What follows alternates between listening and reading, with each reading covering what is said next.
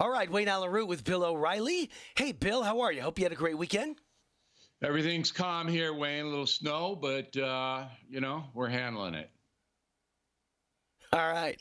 About 75 degrees and beautiful here in Vegas. Don't get too jealous now. There you go. Rand Paul is... Rand Paul's become, surprisingly to me, one of the biggest supporters, maybe the biggest, in the whole U.S. Senate for President Trump. I never would have thought that.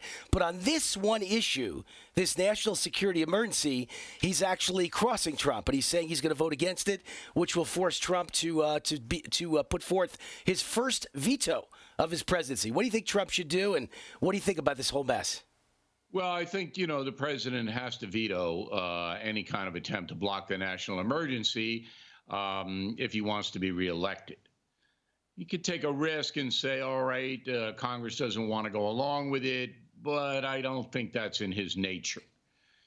Rand Paul's a libertarian. He doesn't want the federal government to have any more power than it has.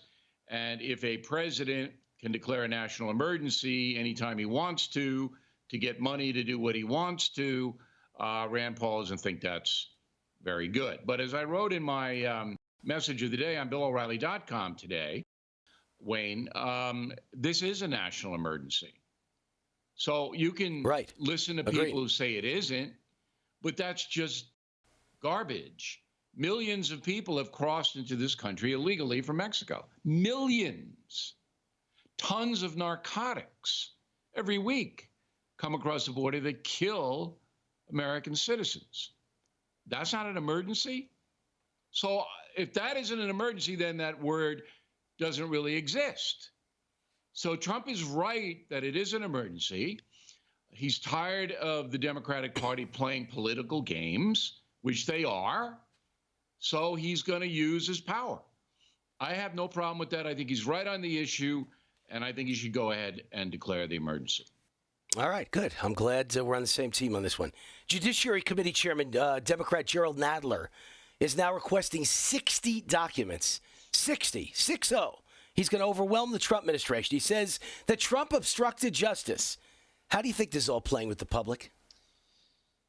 Well, it all has to do with the Mueller report. Once the Mueller report comes out, and if it isn't, a big, all right, President Trump should be prosecuted for a crime, and here's the evidence, then the Democrats find themselves in a very difficult position.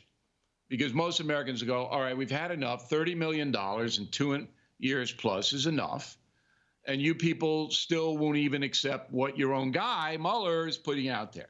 So that puts the Democratic Party in real jeopardy. So if I were president, I'd define it that way and say, we're not going to cooperate.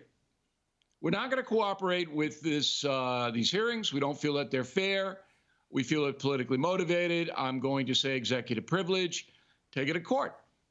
We're not going to give you anything. We'll give you a stick of gum, and we might give you directions to Maryland.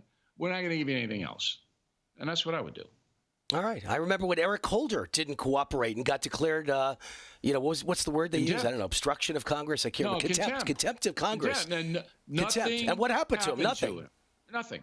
Right. All right, Democratic field getting more crowded. We've got the Colorado governor, John Hickenlooper. No one's ever heard of him. I never heard of him. He's joined the crowded field. He says it's like a civil war out there. America's so divided.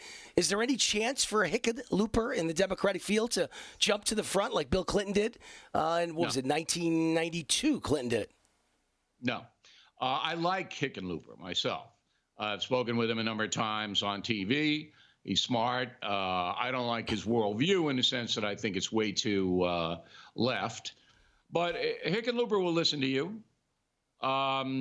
If you go to Colorado, a state I used to live in, and you look and see what's happened to Denver in particular, and he used to be mayor of Denver before he's governor, I don't think that's a real good endorsement for John.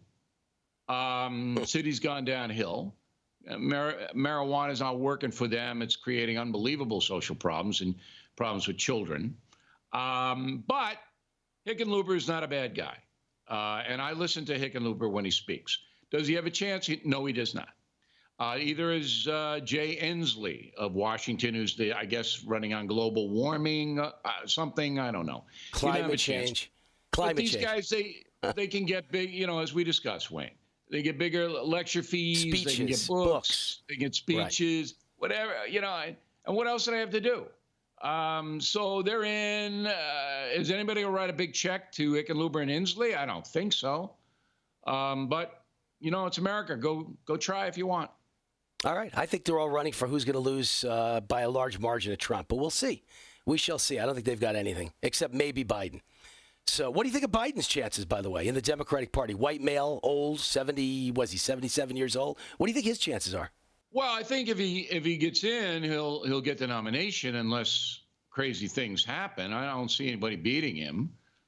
I think the money people in the Democratic Party want him to run because then they can harken back to the Obama years, and the Democratic Party were happy with the Obama years. Biden himself looks like he will run. He's raising money now. He's putting out the letters to his donors, send me some cash. I